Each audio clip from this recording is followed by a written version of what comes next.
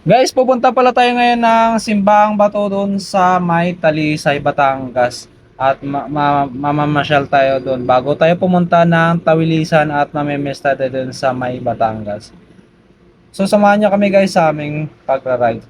So andito tayo ngayon guys sa may Roas Boulevard. So dito na kami sa Baclaran ngayon. So umalis tayo ngayon kanina guys mga alas 6 na kaya medyo mainit na yung biyahe natin. So kakanan lang ay kakaliwa lang tayo dito guys sa may 'di ba Paranaque na to eh. Kasi pag dinretso mo yan ano yan bawal yata din kasi sa SLEX yan. So nandito ngayon sa may Imos Cavite. So oras na para ng medyo araw na, medyo masakit na yung araw pero tuloy pa rin. So kung mag-stop over tayo mamaya doon sa Tagaytay para hindi tayo abutin ng sikat ng init ng sobra. So dahan-dahan na yung takbo natin guys para safety first yung ano natin. So dito na tayo ngayon guys sa may Dasmariñas, Cavite. So ganda pala ng daan dito guys kasi maluwag hindi at saka bukod doon wala masyadong traffic sa oras na to kaya smooth lang yung magiging takbuhan natin. Mga 60 to 50 kilometers yung takbo natin kaya medyo mabilis yung naging pagdadrive natin. So siguro mga bandang alas 9 doon na tayo. So guys, nagpagas muna tayo dito sa may Tagaytay, dito sa may Caltex ng nagpa-full tank na pala ako diyan para smooth para dire-diretso na yung mamayang pagpunta natin doon. So dito na tayo guys sa Rotonda na Rotonda Tagaytay ba to? O, sa Rotonda Tagaytay. Then papasok diyan sa loob diyan tayo papasok para bababa tayo ng Talisay, Batangas. Kasi pag doon kayo sa kabila guys, papunta na naman yun. Meron din daanan doon pero ito yung may pinaka mas mabilis na daanan papunta doon sa Simbahang Bato. So ang gaganda pala dito guys ng mga bahay oh. Ay, nga bahay, parang apartment siguro to mga building no. Gaganda ng mga bahay dito. Tsaka doon bukod dito, ang ganda pa ng daan mga asfalto kaya smooth yung takbuhan natin. So dire-diretso lang to guys. At tsaka guys, tip ko lang sa inyo dapat makapit yung preno nyo dito kasi puro pababa na to yung daan dito kaya dapat doble ingat din kayo sa pagmamaneho. Kasi puro banking na rin dito guys. So guys, nilagay ko na muna yung camera ko dyan sa harapan para naman maiba yung angle natin.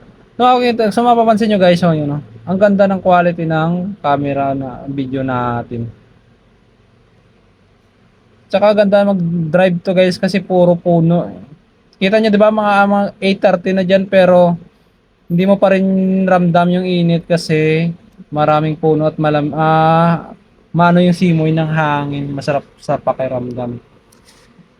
Parang feel mo talaga guys yung pagda-drive mo lalo na kapag may kasama ka tapos nag-uusap kayo dalawa. So guys, yun. Iniwan naman yung camera dyan sa gilid din para meron kaming angle na papasok kami yung pagdadrive. So yun oh. Oh wow. Yung guys, ang ganda ng ano niyan, ang ganda ng area niyan. Maganda Nagpahinga na rin pala kami dyan para kasi medyo napagod na rin kami sa kakadrive eh. Kaya nagpahinga muna kami saglit dyan. Marami na rin pala guys nagbe-bisikleta dyan. So kung mapapansin nyo, magti-tiktok muna kami dyan. Oo. Hindi ko ba alam guys kung marunong ba ako magti-tiktok o hindi. Basta ginagaya ko lang dyan sa Remy kung ano yung ginagawa ko. Minsan mapapatawa na lang ako talaga dyan guys eh. So guys, tapos na tayo nagpahinga kanina doon. So dire-diretso na tayo. So ang ganda pala, ang ganda rin dito oh. Malilim din yung daan natin. Pero medyo masikip yung daanan natin dito. Kaya dapat doble ingat rin kasi parang mayroon blind spot oh. Siguro nakakatakot dito guys lalo pag dumaan ka dito mga gabi. Kasi parang feeling mo parang may kukuha sa'yo eh. Kaya siguro pag hindi ako dadaan dito sa gabi, siguro doon ako dadaan sa doon sa kabila sa may sa Fantasy World kasi meron din daanan do guys eh. So So guys, ang ganda ng mga spot, kita mong kita yung mga bundok. Yan, marami din mga nagbebisikleta oh. Diyan ako hanga sa kanila eh. Siguro, for example, ako nagbebisikleta hanggang dun sa tuktok ng sa taas niya. Grabe siguro ang pagod ko. Siguro iwan ko kung makakatayo pa ako hanggang. Simula dyan sa baba hanggang doon sa taas ng rotonda ng Tagaytay. Ewan ko lang kung kaya nga ako sa mga yan eh. So kung mapapansin guys, kita na yung lawa ng Taal. Parang view deck yan ito. Kaya masarap magmotor dito guys. Lalo na pag chill ride ko lang. Yung tipong hindi ka nagmamadali talaga sa Full memory. motor. Full memory. Ma-appreciate mo talaga dito guys yung ganda ng lawa ng Taal. At saka di ba may bundok na, may dagat pa sa punta. Parang ma-enjoy mo talaga. Mas magpakuha natin kasi medyo pa. So ito na guys yung papunta ng simbahang bato. So nagpalit na pala ako ng jacket nun guys kasi medyo parang medyo mainit yung jacket yung kanina kaya nagpalit ako ng jacket. So simula dun sa highway guys, papasok dun sa simbahang bato siguro mga 5 minutes yung So ito palang tatakbuhin natin parking. bago tayo makarating. Magbabayad ka ng sa parking, Simbahang Bato. 20 pesos. So guys, nag-park lang muna tayo pala dito. Bali Ang lawak ng parkingan nila, oh. 20 pesos. Guys, maglalakad kami na rin. Kung makita niyo, kung mapapansin niyo, di ba ang lawak ng parking area diyan. So walking distance na naman pala siguro mga 2 minutes ang lalakarin. So yan po lang ang daan namin. Medyo malikabok siya guys ha. Nag-parking na rin pala kami doon ng 20 pesos ang parking. Then sa Kandila 70 yung ganyan. Ano daw siya, combo? Pares. Doon ba nila? Basta guys, sabi diretso lang daw. Huwag daw kumanan. Oh, Lo, bumelo. tsaka maraming prutas pala dito. Marami naman guys, pay parking dito kung meron kayong mga dalang motor. Kung wala naman kayong mga service yun, meron namang kulong-kulong dito. Ang tawag dyan? Ang tawag dyan? Tok-tok pala. Lapit na kami. Bali, Lo, kasi empanada. isang yan, Ikaw lang naman nagpapakayong. yan, yan.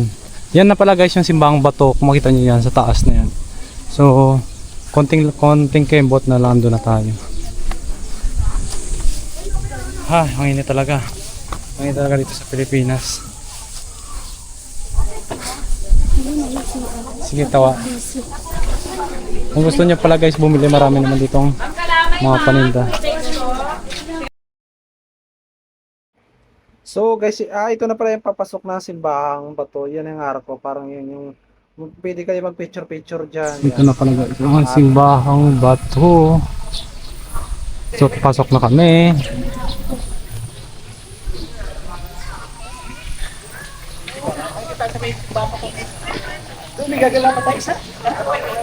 Yan. Ito na pala yung papasok ng simbahang bato.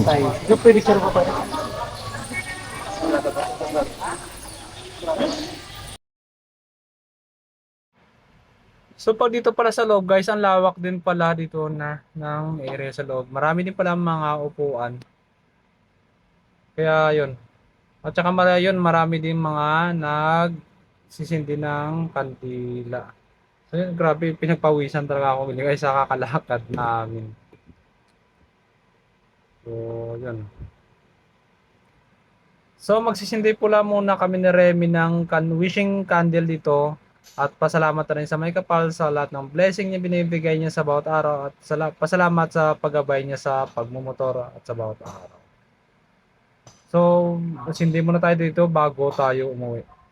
Then, bumili muna pala tayo dito ng fresh buko juice para hindi tayo uawin sa next ride natin papunta ng Tagbisan, Batangas. Thank you sa lahat ng mga nanood. See you on my next vlog video.